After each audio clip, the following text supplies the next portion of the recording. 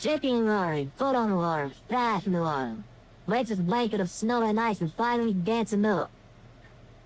Mike was staying in the lake, so exposed the reddies and browns they had behind beneath. Blue-green browns were appearing all over. Clouds of black powder were rising up from the dirt. And soon the island would be bursting with rich city cold. At long last, there was spring.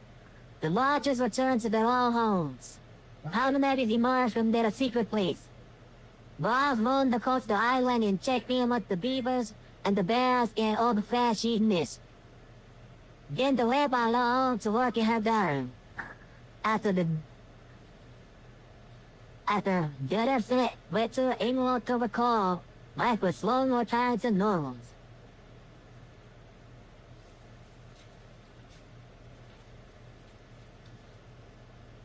However, it was quite spring. There were fewer insects but with fewer birds singing, fewer variants. Mostly, little creatures had fallen into death over the winter and the last of the snow melted away. Their coats were slowly revealed. The wilderness really can be ugly sometimes, but from that ugliness came beauty. You see those poor dead creatures who turned to death? Their bodies nourished the soil, and their milk made the most dazzling spring bloom the island had ever known.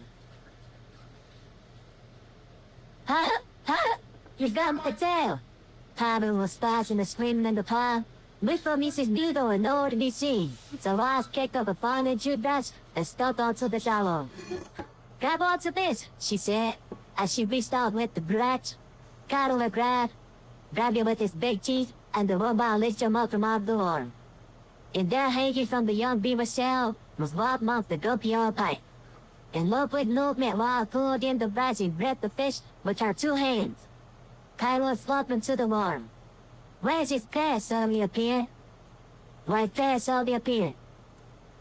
wrong with you, Botmouth? This is Beaver died her son away. You've always been a nuisance.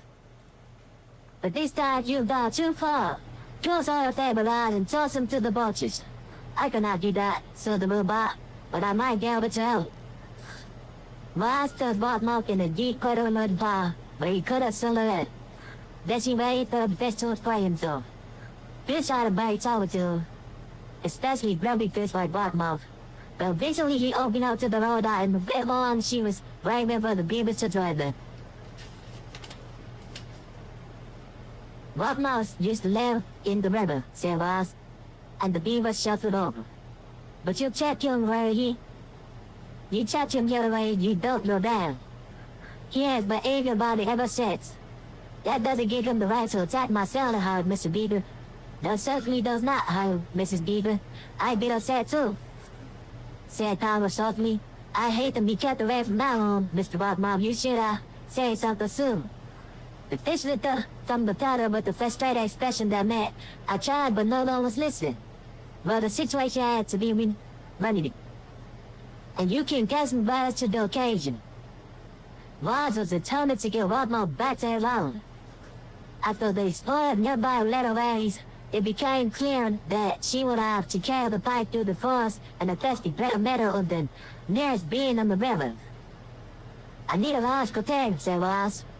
To the beavers, set it like a field of metals and rotten off to beaver, I carried them home. I could make it myself, but I thought you might have to look. It could have been easy to everything. I have aiming with Botmouth, but after this beaver had a chance to cool off, she finally came around. I suppose we're probably glad for this whole situation, as she muttered. Then the beavers did the right thing together and they climbed back and red and brown for fish. Here you go, Mrs. Beaver ran over the bed up to the cove. But the road on with this one later. Fish showed up nicely. Botmouth, I hope to have you back in the river. Botmouth just stretched his tail in the road that met. But someone please take me home now. I still the brown and brown and the grumpy fish and then off. And then they're off. She carried Botmouth through the flail to the past the meadow until she was standing on the riverbed. Don't know, said the robot. But I said, If he took the barrel and the fish popped into the river.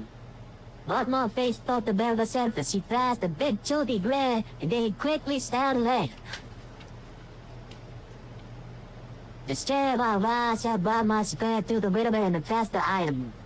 There was sun thunder by the other robot stories.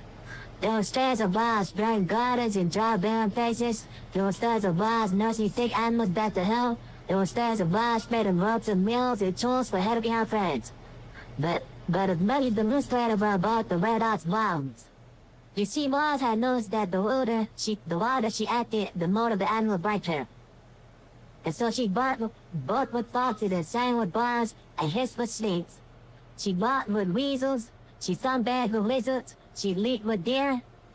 That spring was a very wild time for a robot. It was a great afternoon all the time. The quiet was gradually become overtaken by sound that not heard around there for many months. The sounds grew louder and louder and began to drop, but geese appeared above the tree. Ha ha ha. Most spots of geese moved lazily toward the sky and trailed off in wobbly lines, but not this one. This spot was fast, it formed the perfect deformation, and it was led by a small, graceful goose. The flat flew once around the pond before gliding down and gently splashed onto the water. These geese gathered in a tight group in the middle of the car. They floated there for a while, softly honking to one another.